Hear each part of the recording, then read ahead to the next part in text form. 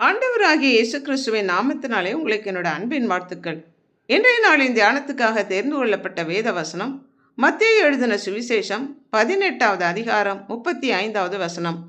நீங்களும் அவனவன் தன் தன் சகோதரன் செய்த தப்பிதங்களை மனப்பூர்வமாய் மன்னியாமற் போனால் என் பரமபிதாவும் உங்களுக்கு இப்படியே செய்வார் என்று ஆண்டவராகிய இயேசு கிறிஸ்து சொன்னார்.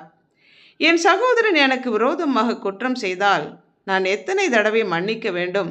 7 தரம் மட்டுமோ என்று பேதுரு கேட்டபொழுது, 7 தரம் மாத்திரமல்ல, 770 தடவை மன்னிக்க வேண்டும் என்றார். அதாவது 490 தடவை மாத்திரமல்ல, 7 × 7 × 7 என்று 70 முறை மல்டிப்ளை பண்ணி வர அளவுக்கு மன்னித்து கொண்டே இருக்க வேண்டும் என்று ஆண்டவர் சொன்னார். அதாவது எண்ணிக்கைக்கு அடங்காத அளவுக்கு மன்னித்து கொண்டே இருக்க வேண்டும்.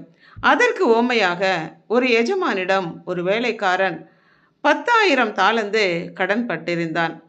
ஒரு தாலந்து 6,000 தினாரி, அதாவது 6,000 நாளுக்கான சம்பளம்.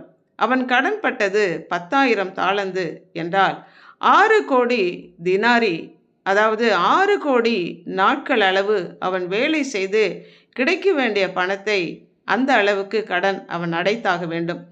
அந்த வேலைக்காரன் கொடுக்க தன்னிடம் திராணி இல்லாததுனால எஜமானிடம் மன்னிப்பு கேட்டதனால் அவனுக்கு மனமிறங்கி அவனை விடுதலை பண்ணி கடனையும் அவனுக்கு மன்னித்து விட்டான். அப்படி இருக்கும்போது அந்த வேலைக்காரன் தன்னுடன் வேலை செய்த உடன் வேலையாளுக்கு 100 தினாரி பணம் கடன் கொடுத்திருந்தான்.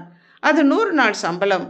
அதை அவன் கேட்டபொழுது பொறுத்துக்கொள், தந்து விடுகிறேன் என்று அவன் சொன்னாலும் அவனுக்கு மன்னிக்க மனமில்லாமல் அவன் கழுத்தை பிடித்து நெரித்து அவனை காவலில் போடுவித்தான்.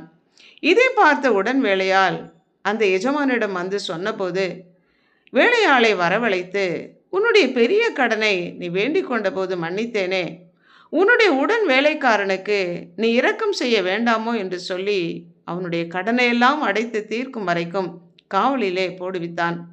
அப்பதான் ஆண்டவர் சொன்னார், நீங்களும் அவனவன் தன் தன் சகோதரன் செய்த தப்பிதங்களை மனப்பூர்வமாக மன்னியாமல் போனால் என் பரமபிதாவும் உங்களுக்கு இப்படியே செய்வார் என்று.